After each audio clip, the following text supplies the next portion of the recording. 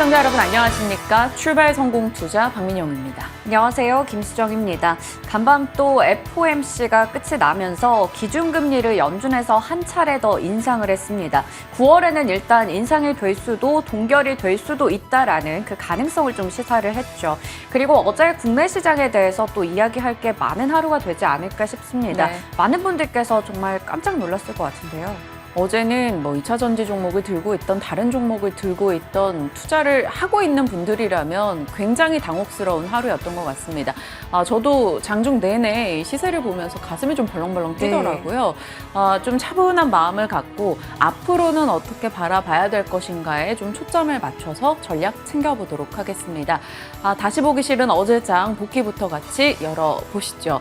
어제 장을 설명하는 차트로는 이렇게 뽑아봤습니다. 2차 전지가 기침하자 시장이 몸살을 앓는 듯한 흐름이 나타났던 어제였죠. 코스닥이 1.7% 오르고 있다가 순식간에 마이너스 5.7%까지 빠지는 현상을 오후장 점심 먹고 와서 봤습니다. 너무나 깜짝 놀랐고요. 코스닥 내에서 하락 종목 개수가 1,500개가 넘어가는 순간을 목도했죠. 어제까지 봤을 때 코스닥의 30%의 종목은 1년 내 최저가를 갱신하고 있습니다. 어제 956포인트에서 1시간 반 사이에 886포인트까지 떨어졌다가 그나마 낙폭 조금 회복하면서 900선에서 거래를 마친 어제죠. 코스닥은 4% 빠진 채 거래를 마쳤습니다. 2차 전지가 분명 1시까지는 주도주였습니다. 그런데 1시 이후에는 시장의 급락을 야기하면서 비이성적 시장의 주범으로 꼽히기 시작했죠. 어제 에코프로 BM, LNF의 하루 차트인데요. 이렇게까지 올랐다가 그러니까 에코프로 19%, 에코프로 BM이 26%, 그리고 LNF가 14% 오르다가 모두 다 마이너스 12, 마이너스 7%대로 떨어진 채 거래를 마쳤습니다. 이 말은 즉슨 한 종목에 코스닥의 대장 종목의 하루 변동폭이 30% 정도 났다라는 거니까 당연히 지수의 변동을 가져올 수밖에 없었죠. 2차 전지 종목들 혹은 ETF까지 VI가 난리였습니다. 계속된 VI 발동이 있었어요. 상승 쪽으로 하락 쪽으로요. 금양이나 포스코 DX 같은 경우는 VI가 13회 각 11회가 발동됐던 어제였습니다. 그러다 보니까 시장에서 이런 특징이 잡힌다라고 일단 증권가에서 얘기들이 흘러나왔는데요. 도지 캔들이라고 합니다. 윗꼬리, 아랫꼬리가 다 같이 달리는 걸 말합니다. 그런데 보통 이런 캔들이 발생할 경우에는 추세 전환이 나타나는 경우가 많았다라고 하죠. 상승에서 하락 추세로 혹은 하락에서 상승 추세로 전환될 때 이런 도지 캔들이 생겨난다라고 대다수 분석을 합니다. 그런데 어제 포스코 DX나 금양을 필두로 해서 일부 다수의 종목들이 이런 캔들이 형성이 됐다라는 거죠. 그래서 2차 전지 섹터의 추세 전환이 있지 않을까에 대한 두려움이 어제 시장을 엄습했습니다. 어제 시장 데이터로 보실까요? 코스피 1.6% 밀렸고요. 코스닥은 4% 떨어진 채 거래를 마쳤습니다. 어제 기록을 세웠죠. 사상 최대 거래대금. 보통 코스피, 코스닥 합쳐서 한 20조 정도의 거래대금이 평상의 흐름인데 어제는 60조가 넘어가는 거래대금이 있었다라는 겁니다. 얼마나 시장에 많은 돈이 돌았는지 확인할 수가 있죠. 그리고 코스닥의 하락 종목 수도 역대 최대를 기록했던 어제였습니다. 수급 보시면 어제 코스피에서는 외국인이 1조 가까운 매도 대응을 했고요. 코스닥에서 1조 가까운 매수를 보였습니다. 추정 키로는 역대 최대 매수인데 코스닥 쪽에서 아마 쇼커버 때문이 아닐까라고 시장은 판단하고 있습니다. 자, 2차 전지가 흔들림을 보이자 하락하고 있던 다른 종목들 추가 패닉셀링이 나왔습니다. 그러다 보니까 지금부터는 내가 가진 종목이 추세를 유지하는가를 좀 봐야 되는 시점이다라고들 많이 얘기합니다. 121선 혹은 241선의 장기 이평선을 깨고 내려갔는가, 그것이 지지되는가, 내 보유 종목에 대해서 한 번쯤 체크가 필요한 시점인 것 같습니다. 자, 2차 전지의 변동성이 확대됩니다. 그러다 보니까 시장에서는 추가 하락이 나온다면 반대 매매 출회 가능성이 있기 때문에 오늘장 염두에 두자라는 목소리, 주의 목소리 목소리가 많이 나오네요. 자, 유진투자에서는 에너지 분출 이후에는 통상적으로 주도주의 상승 기울기가 둔화됐던 바가 있다. 2차 전지가 상승 기울기가 둔화되거나 상승분을 반납하는 흐름이 나올 수 있다라는 점도 염두에 둬야겠죠. 그리고 신한에서는 이제 정상화 과정에 들어가게 될 것이다. 결국은 시간이 걸리더라도 펀더멘탈, 이 정상화 기준으로 움직임을 보일 것인데 그 과정에서는 신용 물량 청산과 투자 심리 약화 등의 여러 변동성을 겪을 수 있다라는 경고의 목소리를 냈습니다. 자, 2차 전지가 변동을 보이게 된다면 수급을 받을 섹터 여부가 중요합니다. 대안 섹터가 있다면 시장은 그래도 나름 버텨주는 흐름일 것이고 그것을 받아주는 섹터가 없다면 다소 크게 밀려날 수도 있다. 이렇게 생각해 볼 수 있겠죠. 자, 그럼 그것을 어디서 받아가야 될까요? 김현우 씨 노래 생각이 나서 적어봤습니다. 반도체, 바이오 쪽으로 가야 될까요? 아니면 2차 전지로 여전히 머물러 있어야 될까요? 고민이 되는 시점입니다. 일단 어제 눈에 띄는 소식으로는 포스코홀딩스와 삼성전자의 어제 분봉 차트입니다. 보시면 포스코홀딩스가 쫙 반납하는 순간 삼성이 치고 나오는 흐름이 나타났죠. 수급적 유입이 완전 데칼코마니처럼 이뤄졌습니다. 그러니까 반도체 쪽이 선택지로 들어갈 수 있을까? 하나 고민을 해봐야 될 것 같고요. 또 하나는 또 제약 바이오 쪽의 대표죠. 삼성 바이오로직스가 어제 장 마감 이후에 실적을 내놨는데 16개 분기 연속해서 매출 증가 흐름을 기록합니다. 사상 최대 역대 매출 분기 기준으로 냈고요. 나름 제약바이오 섹터 내에서 안정적인 실적을 계속해서 증명해 오고 있습니다. 컨센 대비도 상회하는 데이터였어요. 그래서 시간 외에서 소폭 올랐습니다. 자, 그럼 2차 전지가 2차 전지로 가게 될지 2차 전지가 반도체 혹은 바이오로 가게 될지 그 어떤 것도 받지 못하고 시장이 속절없이 밀려날지 관전 포인트로 지켜봐야겠습니다. 당분간 여전히 수급의 방향이 어디를 가리키는가가 중요한 시점인 것 같습니다. 자, 그런 가운데 어제 에코프로 BM 관련해서 이 뉴스가 저희 머니투데이에서도 보도가 됐는데요. 주요 임원과 사장이 그동안 7월 들어서 수억 원씩 현금화했다, 지분을 매도했다라는 이야기가 있었습니다. 시장에서는 보통 이런 현상이 나타날 때는 과열이 최고조에 달했을 때라서 지금부터 변동이 시작될 거야 라는 우려감도 드러내고 있고요. 회사 측에서는 우리 사주 보호예수가 해제됐기 때문에 주담대를 갚으려 한 것뿐이다 라는 이야기도 나왔습니다. 어떻게 될지 봐야겠죠. 다만 에코프로 BM과 LX 일렉트릭이 공매도 과열 종목으로 지정이 돼서 오늘 공매도 거래가 금지됩니다. 그렇다면 공매도 부담 없이 뭐 더 갈 수 있을 것인가 이런 얘기도 나오고 있기 때문에 어제 하락분을 만회할지 여부 체크하시길 바랍니다. 아마 이 정도로 급락이 나오면 저가 매수하고자 하는 심리들이 언제나 작용을 했었기 때문에 일부 반등을 할 수 있는데 그게 기술적으로 그칠 것인지 아니면 시장이 다시 한번 과열 국면에서 랠리를 펼칠 것인지 관전 포인트로 놓고 봐야겠습니다. 자, 시간 외에서는 2차 전지가 일부 회복하는 흐름들이 나타났습니다. 금양, 포스코 DX, TCC 스틸, 에코프로 등의 종목들 강세였고요. 또 시간의 뉴스 중엔 요게 눈에 띄더라고요.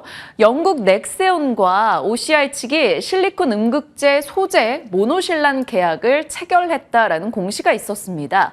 OCI 측에서 모노실란을 넥세온에게 주고요. 넥세온은 그걸로 음극재를 만들어서 파나소닉의 배터리로 들어가게 됩니다. 그러면 파나소닉은 이걸 테슬라 쪽에다 옮겨갔죠. 그러니까 결국 테슬라와 연결고리가 생긴 것인데 삼성에서는 테슬라와 연결된다라는 것은 다른 완성차액의 레퍼런스가 되는 것이기 때문에 추가적인 고객사 확장을 기대할 수 있다라는 얘기도 있었습니다. 그래서일까요? 일단 시간 외에서 OCI는 상한가로 거래를 마치기도 했습니다. 자, LX 세미콘은 실적 부진 속에 시간 외 급락하는 흐름 있었으니까 참고하시죠. 자, 오늘 FOMC입니다.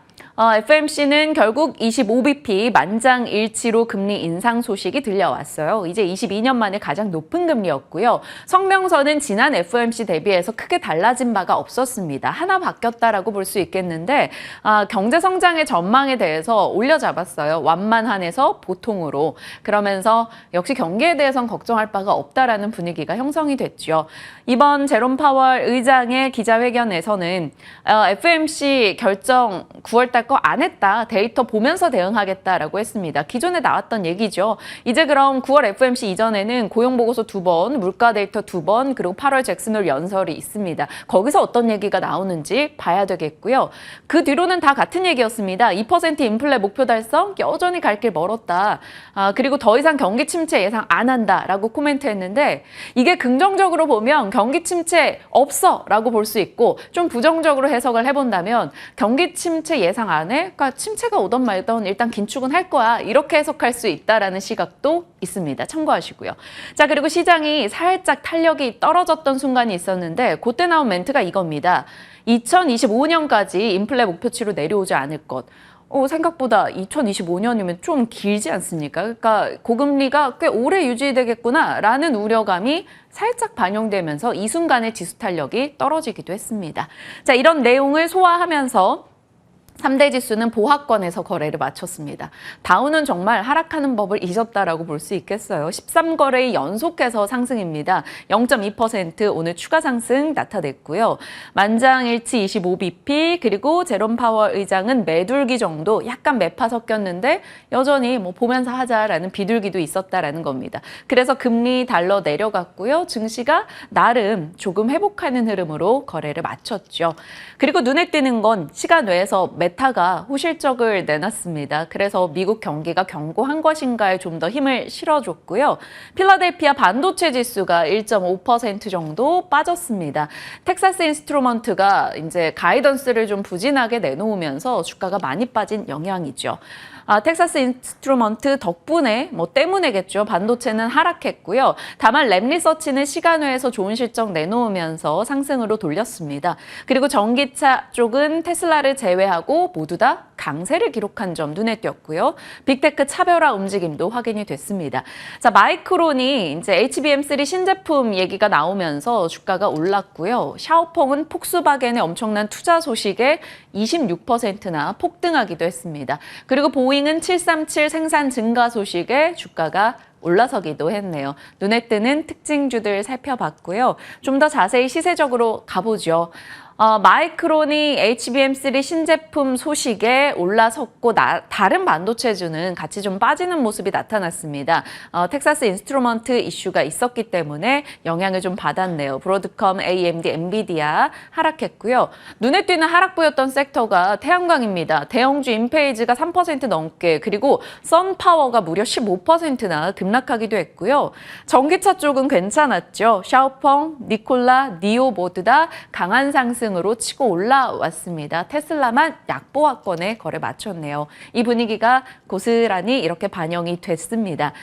눈에 띄는 종목은 이 빅테크 차별화 쪽에서 마이크로소프트 좀 많이 밀려났고요. 알파벳은 뛰었죠. 어제 실적 내놓고 시간의 흐름을 고스란히 이제 장중으로 반영시켰습니다. 그리고 메타가 장중에는 1%대 상승에 그쳤는데 시간외에서 급등이 나왔어요. 모두 다 실적이 예상을 상회했는데 유저도 늘었고 광고, 앱 광고, 3분기 가이던스 다 컨센을 상회했기 때문입니다. 자, 알파벳도 그렇고 메타도 그렇고 실적을 열어보니까 광고가 괜찮았습니다. 그 말은 미국의 기업들이 광고에 꽤 많은 돈을 쓰고 있다는 것이 되겠고 그러면 경기가 괜찮구나 이렇게 받아들일 여지가 있겠죠. 자, 이렇게 뉴욕장까지 봤고요. 이제 앞으로 우리 장에 대해서 방향이 고민되는 시점입니다. 성장 스토리가 있는 쪽으로 자금이 들어갈지 반도체, 2차 전지, 바이오 혹은 로봇, AI, 의료 AI 등이 되겠죠. 아니면 안정적인 것을 원해서 실적과 수주 기반의 섹터로 들어갈지 봐야겠습니다. 자동차, 조선 혹은 전력, 방산 혹은 엔터 등이 되겠죠. 아니면 어제장의 파도에 버텼던 쪽에 좋은 스토리에 기대서 갈지요. 어제 이제 많은 종목들이 떨어지는 가운데 올랐던 쪽을 보시면 금융주들, KB금융 호실적에 반응했고요. 제약 쪽에서는 세이트리온 제약, 그리고 당뇨 치매 쪽에서는 대봉 LS 상한가, 펩트론이 또 15% 올랐습니다. 생로병사 방송에서 또 당뇨 얘기가 나왔다 이런 얘기가 드는데 그러면 또 당뇨주 관심이 있을지 지켜봐야겠고요. 자, 분리막, 동박, 전구체 쪽 어제 흐름이 괜찮았습니다. SK아이테크놀로지나 SK LS 네트워크스는 상한가 가기도 했고요. 이런 쪽에 계속 시세 단발적인 테마 대응을 해야 될지 아니면 이 섹터에서 받아줄지 오늘 지켜보셔야 될 것 같습니다. 자, 그런 가운데 왠지 받아줄 것 같은 후보군에 들어가는 섹터에서 뉴스 등이 있었어요. 이게 좀 가장 눈에 띄는 뉴스였습니다. 보건복지부 측에서 디지털 치료기기 그리고 AI 의료기기에 건강보험 적용을 마련한다라는 소식이었습니다. 그렇다면 이게 급여 항목으로 들어가게 되고 의료 AI를 채택하는 순간이 많아지겠죠. 그렇다면 이들이 흑자 전환 여지가 생기고 의료 현장에서 많이 쓰인다, 임상 데이터가 확보됩니다. 그러면 결국 글로벌 경쟁력이 생겨나겠죠. 관련한 영향권에 있는 종목들 체크를 해뒀으니까 장중 반응이 있는지 확인하시고요. 또 삼성전자의 경계현 사장은 AI가 스마트폰이 등장했던 때처럼 지각 변동을 일으킬 것이다 라는 얘기를 꺼내놓기도 했습니다. 그 밖에는 조선에서 카타르 수주 기대감 다시 한번 키우는 뉴스가 나오기도 했고요. 자, 오늘 실적 많이 쏟아집니다. 어제 이어서 다만 시장이 수급적인 흐름으로 극단적인 시세가 나온다면 실적 어떤 것도 잘 반영이 안 되니까요. 체크하시죠. 삼성 IR 있고요. 오늘 저희 시간 계속 전화 연결 실적 체크 이렇게 다 연결이 되니까요. 출발 성공 투자 시간 확인하시죠. 그 밖에는 LG 에너지 솔루션, 기아, 현대모비스 등의 실적 예정돼 있습니다. 체크하시고 대응하시길 바랍니다. 자, 산업 뉴스입니다. 방산 쪽의 뉴스들이 꽤 있네요. 현대 로템이 철도 수주 계속 좋다라는 얘기와 함께 이번에는 한화 측에서 호주의 신형 장갑차로 레드백이 선정됐다. 포기했던 수주였었는데 막판 뒤집기에 성공을 해서 독일 측을 이겼다라는 소식이 들려왔습니다. 영향권에 들어가는 건 하나에어로, 하나시스템, 하나 등이 될 것 같고요. 또 개별 뉴스인데요. 산업장관이 퓨런티어에 방문해서 이야기를 나눴다라는 얘기가 있었습니다. 확인하시고요. 시멘트값 올라간다는 얘기 계속 나오네요. 현대차 실적이 좋았는데 어제 시장에선 거론되지 못했죠. 영업이익률 10%로 테슬라 추월했습니다. 현대차 판매 데이터가 좋다라는 건 결국 자동차 부품의 모멘텀이 될 수 있기 때문에 체크할 뉴스로 꼽아 넣었습니다.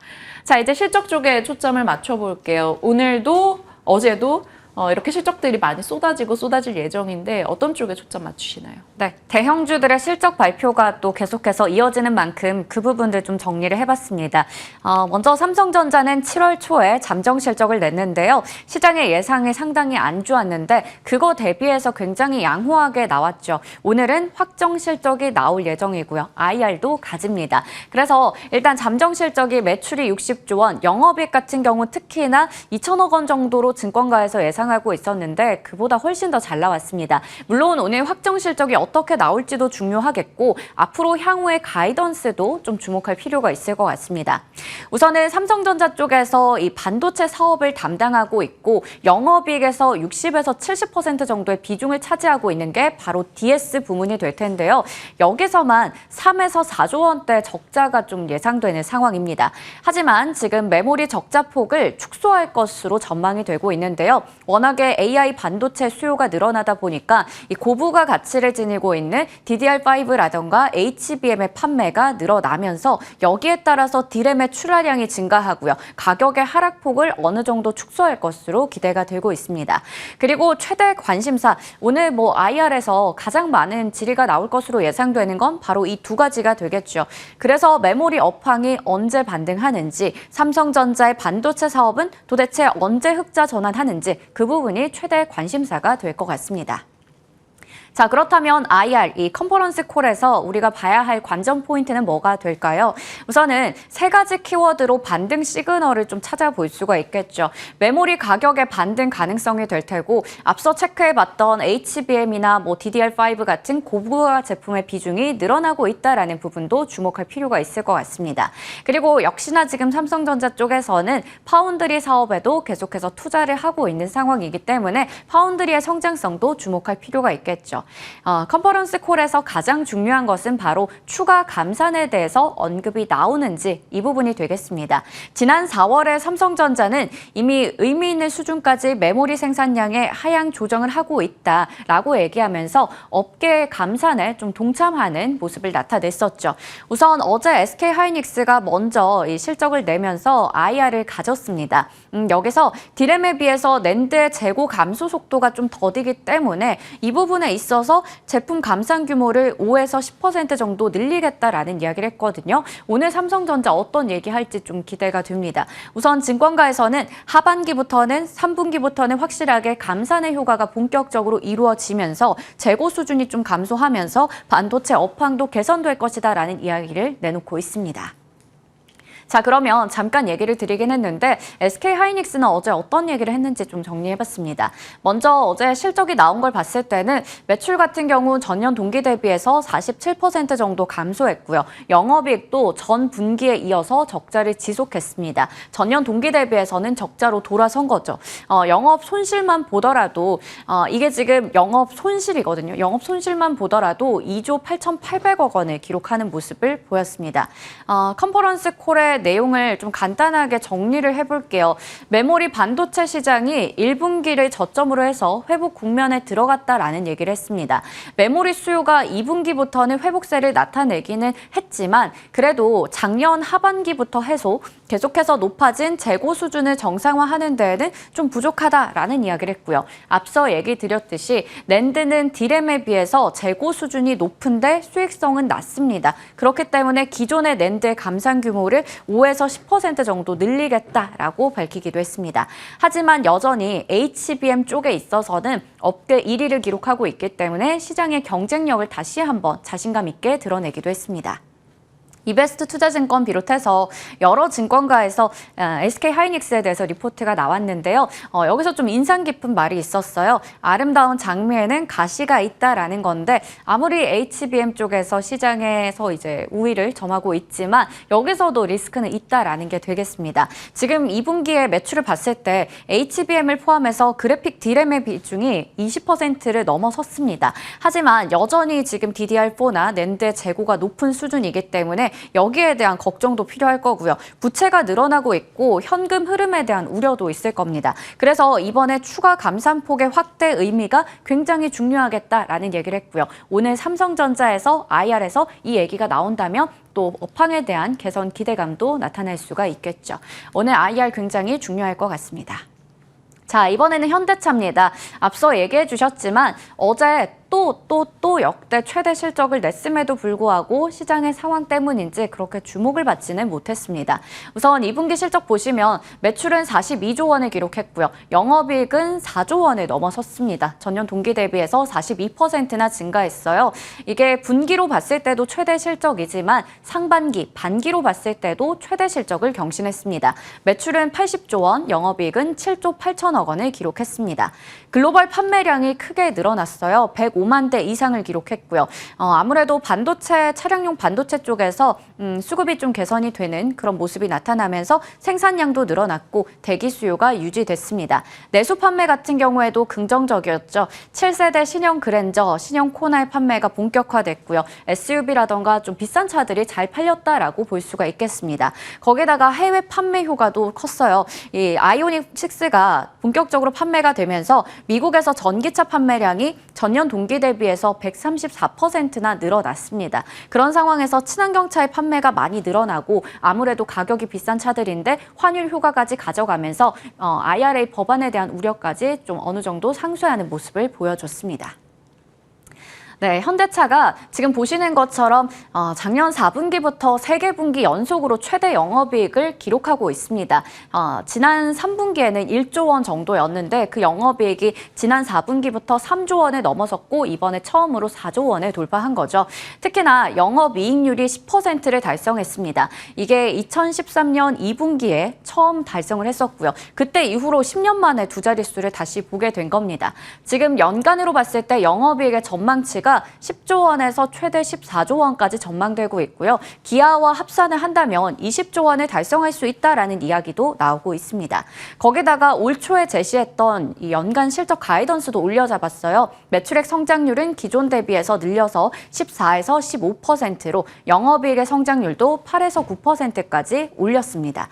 그리고 지금 지난 4월에 배당의 주기를 연 2회, 그러니까 반기였었는데 연 4회로 분기로 이렇게 만들었습니다. 그러면서 이번에 2분기에 처음으로 분기 배당을 주는데요. 한 주당 1,500원을 주기 때문에 아무래도 배당 메리트도 체크해 볼 수 있을 것 같아요. 그리고 향후에 3년 동안 자사주를 매년 1%씩 소각하면서 주주 환원 정책에도 힘을 쓰겠다라는 이야기를 내놨습니다. 그리고 오늘 이 동생인 기아가 실적을 내놓을 예정인데요. 아무래도 맏형이 스타트를 잘 끊어줬기 때문에 동생 기아도 실적이 잘 나올 것으로 기대됩니다. 이 부분도 주목해 보도록 하겠습니다. 좋은 실적이 조금 주목받는 그런 장이 연출됐으면 좋겠다라는 생각도 있고요. 변동이 컸던 2차전지 손실 보신 개인 투자자 분들도 많으실 것 같습니다. 그분들의 회복을 위해서 또 2차전지가 회복해줬으면 좋겠다라는 여러 가지 생각이 드는 오늘이네요. 자, 오늘 개장 앞두고 시장 전략 어떻게 바라봐야 될지 지금부터 함께 챙겨보시죠.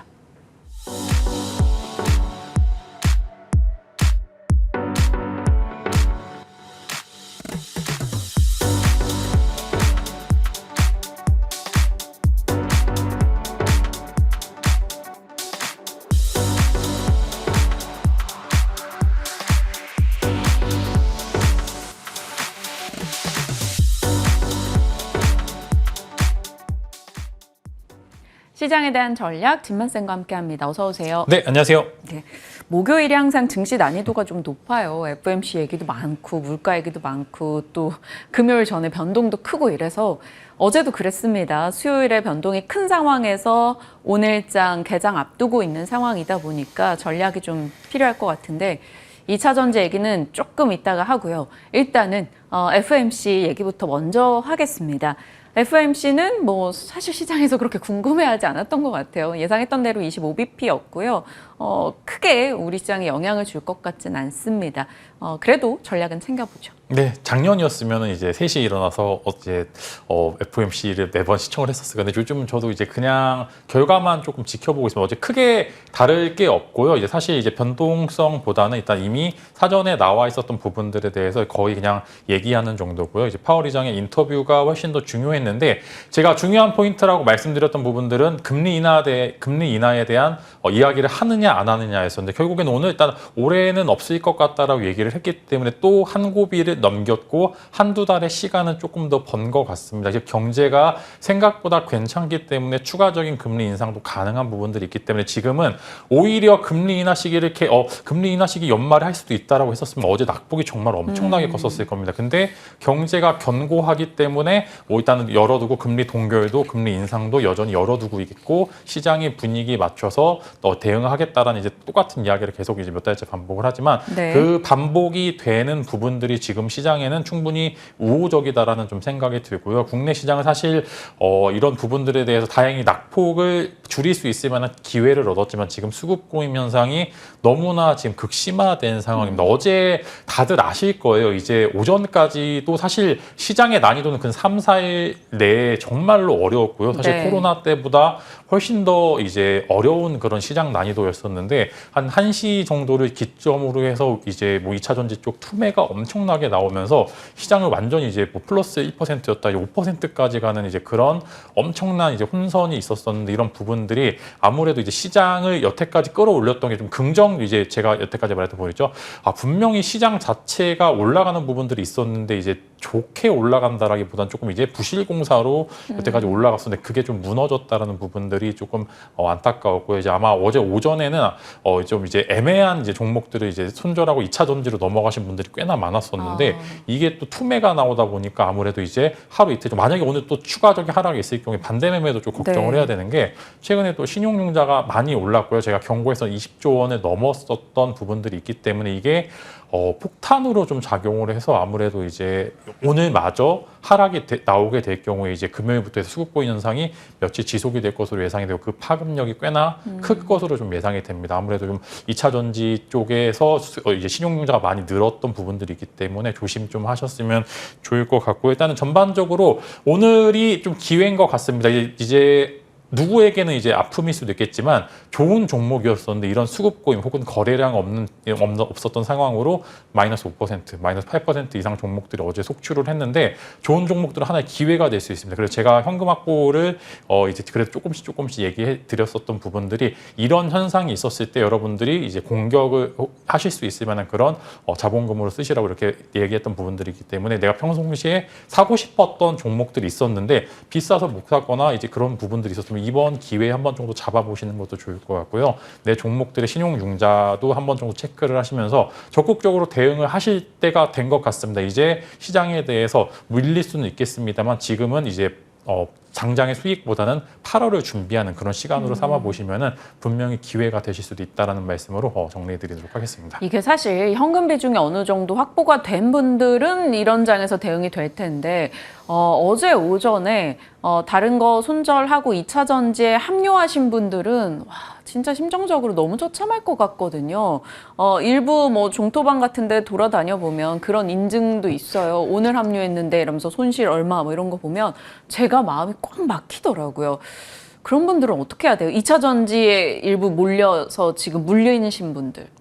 저는 사실 솔직히 말씀드리면은 좀 쓴소리를 하고 싶습니다. 이제 어제 들어가셔서 손실이 크셨던 분들은 그 정도는 감안을 하고 들어가신 거라고 저는 생각을 하고 있습니다. 이게 제가 말씀 평균 단가의 싸움이라고 이제 만약에 제가 이따 말씀드리겠지만 지금 수익 뭐 포스코홀딩스나 뭐 에코프로 같은 종목들의 수익률이 뭐 50% 이상이면은 지금 구간을 그래도 이제 버틸 수 있겠지만 어제 들어가셨던 분들께서는 어느 정도 손실을 볼 수 있다는 거 이제 만회를 하고 이제 생각을 하고 좀 들어가셨던 부분들이 있는데 좀 안타깝긴 하지만 이제 그런 분들은 이제 사실 뭐 공매도에 대해서도 얘기하실 필요가 없고 저는 이제 지금 이제 냉정하게 손절을 하시거나 아니면 밑에서 기술적인 부분들로 해서 좀 냉정하게 좀 판단을 하실 필요가 좀 있을 거라고 좀 생각이 됩니다. 그래서 주식이 그래서 좀 어렵다라고 좀 생각이 되는 부분들이 있지만 그럼에도 어제 들어가셨던 분들은 냉정하게 아닐 것 같으면은 그래도 이제 손절을 하시거나 아니면 밑에 기술적인 부분들을 더해서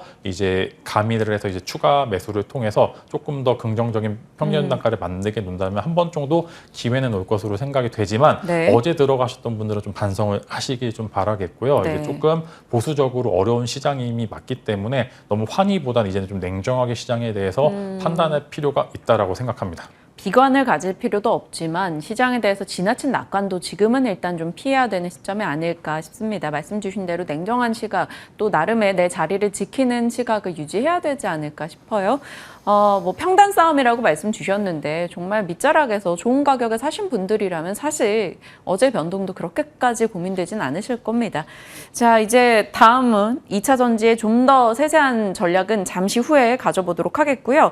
실적 이제 오늘 나오는 기업들에 대해서 지금 실적 시즌이다 보니까 저도 이제 미국 뭐 기업 실적도 전하고 수정앵커도 자세히 국내 기업들의 실적을 매일같이 정리하고 있습니다. 오늘 삼성전자 컴콜 나올 거예요. 부문별로 또 얘기를 듣게 될 것이고 현대차에 이어서 기아까지 받아올 텐데 실적에 지금 관심들이 좀 없어요. 그럼에도 뭐 언제나 기본엔 또 충실해야 되니까 실적 기점으로 반도체, 자동차 전략 좀 주세요. 네, 사실 실적이 지금 좀 무의미한 게 아무래도 선반영되는 부분들이 좀 많고요. 그다음에 미래의 실적을 끌어와서 현재 주가에 반영을 좀 많이 시키고 있는 거예요. 사실 삼성전자도 그렇고 SK 하이닉스도 그렇고 사실 주가가 바닥권에서 꽤나 많이 올라온 건 사실입니다. 근데 이 상승이 정말로 이제 당장 실적이 좋아서라기보다는 미래 2022년도, 4년도, 5년도에 이 정도 가지 않을까라는 그런 미래 실적을 좀 끌어와서 현재 주가를 형성을 하고 좀 있는 것 같습니다. 그렇기 때문에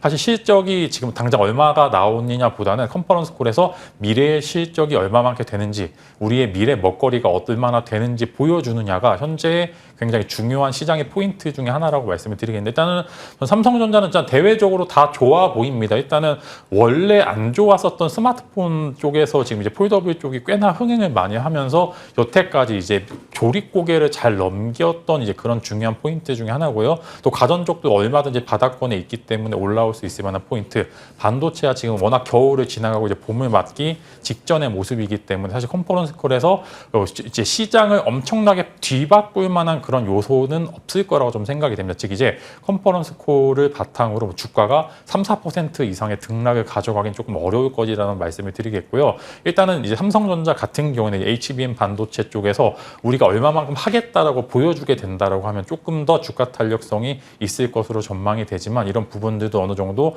주가에 좀 반영이 많이 되어 있는 상황이고 꽤나 7만 원대에서 오래 좀 버텨오고 있는 것만으로도 이제 꽤나 좋았기 때문에 이제 삼성전자가 주가를 많이 오르기보다는 이제 대장주는 좀 쉬어가고 이제 하위 밴드사들의 주가가 조금 더 이제 탄력적이 될 수 있게 우리가 반도체 쪽에 이렇게 투자를 많이 하겠다라고 이제 말을 해준다라고 하면은 반도체 쪽에 순풍은 좀 굉장히 불 것 같고 이제 대장보다는 이제 하위 밴드사, 뭐 장비 소부장이라든지 여러 가지 종목군들이 어제 좀 낙폭이 좀 일부 많이 있었습니다. 이제 수급 보임 현상으로 많이 빠졌던 종목들이 좀 회복을 많이 하는 그런 구간이 아닐까 싶습니다. 그래서 사실 삼성전자에 대해서는 걱정보다는 좀 기대로 일단은 하시면 좋을 것 같고요. 이제 컨퍼런스콜 앞도 삼성전자가 좋을 거라고 해서 매수하시기보다는 소부장 쪽에 대해서 혹은 장비주나 여태까지 많이 투자를 했던 기업들 내에서 한번 보시게 된다라고 하면 오늘 시장에서 충분히 반등이 나올 수 있을 거라고 좀 말씀을 드리도록 하겠습니다.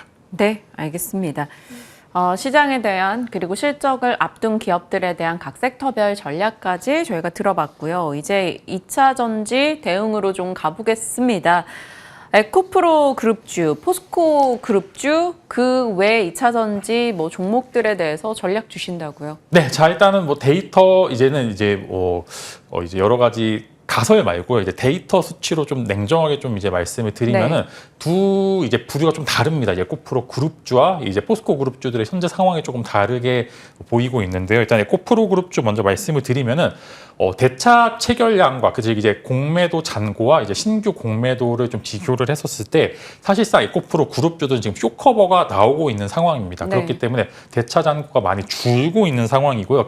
사실상 어제는 개인 투자들 혹은 이제 더하기 알파로 해서 차익 실현 매물이 나온 게 좀 맞다라고 좀 생각이 듭니다. 근데 어제 또 에코프로 BM이 공매도 과열 종목으로 좀 선정이 되면서 오늘 아무래도 또 기형적인 모습을 보여주지 않을까 해서 뭐 예를 들어 천하제 단타 대회라고 좀 많이 하죠. 이제 그런 부분들로 많이 접근이 좀 가능하지만 그럼에도 이제 오늘 또 신규 매수 하시기 그렇게 적합한 이제 그런 자리는 아니고요. 내가 뭐 단기적으로 이제 변동성을 좋아하시는 분들께서는 오히려 돈이 몰리는 쪽으로 가는 것도 또 나쁘지 않기 때문에 또 이제 좀 내가 단기 트레이딩에 자신 있다 하시는 분들은 에코프로 BM 쪽으로 한번 관심 가져보시면 좋을 것 같고요. 또 반대로 포스코 그룹주들을 보시게 되면은 공매도 수량이 엄청나게 늘어났습니다. 그래서 이제 사실 같이 비슷한 모양의 차트를 가지고 있으면 실제로 내용을 좀 반대적인 좀 모습을 가지고 있고요. 실제로 대차 체결량이 훨씬 더 많아서 공매도 이제 라인들에서 추가적인 공매도를 더 하면서 이제 쇼스퀴즈는 사실상 이제 추가 매수라고 좀 이제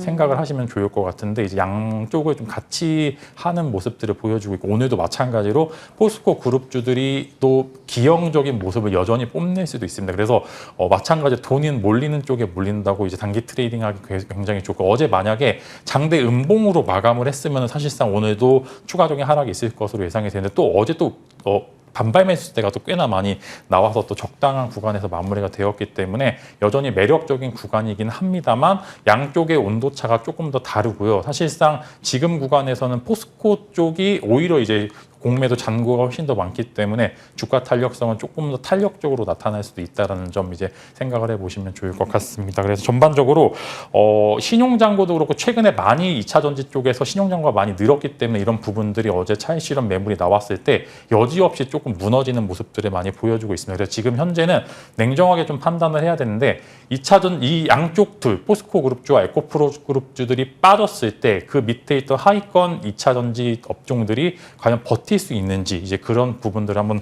관심을 가져보시면 좋을 것 같은데 마찬가지로 포스코 그룹주와 에코프로 그룹주들이 현재 30에서 50% 이상의 수익률을 기록한 좀 장기 투자자분들께서는 오늘도 사실 웃어 넘길 수 있을 만한 그런 이제 변동성일 것 같기 때문에 너무 걱정하시지 않겠지만 만약에 내가 어제 매수를 하셨던 분들께서는 이제 냉정하게 내가 어디서 추가 매수를 해야지 정말로 탈출을 할 수 있겠구나라고 이제 냉정하게 판단을 하셔야 될 것 같고요. 에코프로 관련 에코프로 기준에서 한 99만 원 정도까지 가게 된다라고 하면은 굉장히 기술적으로 단기 반등이 강하게 나올 수 있을 만한 구간으로 보시면 좋을 것 같기 때문에 한번 요거 참고해 보시면 좋을 것 같고, 오늘도 마찬가지로 시장 자체가 그렇게 쉽지는 않을 것으로 좀 전망이 됩니다. 사실상 이제 올랐다가 그냥 에코프로 빠지니까 바로 빠지는 그런 모습들도 많이 보여주고 있기 때문에 어렵긴 하겠지만 이 내에서 먹을 자리도 충분히 많다라는 말씀을 드리겠고요. 마찬가지 이 둘이 버텨줘야지만 2차 전지 업종들이 버티기 때문에 이 둘의 모습들을 보시고 내가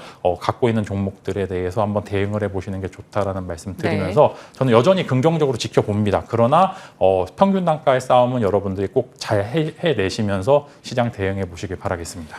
말씀 주신 공매도 이슈 해가지고 단기적으로 대응 가능하신 분들이라면 오늘 에코프로 BM이나 포스코그룹 주의 천하제일 단타 대회 참여하시고, 그렇지 않다면 지금 시장에서는 그 대응을 조금 또 지양해 보시는 것도 괜찮을 것 같습니다. 말씀 주신 여러 전략을 잘 녹이시죠. 에코프로 150만 원 찍으면 조심하자라고 얘기했는데 딱 150만 원 에코프로 찍고 이렇게 되고, 이제 99만 원에서는 또 강한 단기 반등 나올 수 있다라고 얘기하셨으니까 에코프로 대응하시는 분들은 참고하시죠. 자, 하나만 더 여쭤볼게요. 앞서 제가 브리핑에서 좀 준비했던 내용인데, 앞으로를 바라봤을 때요.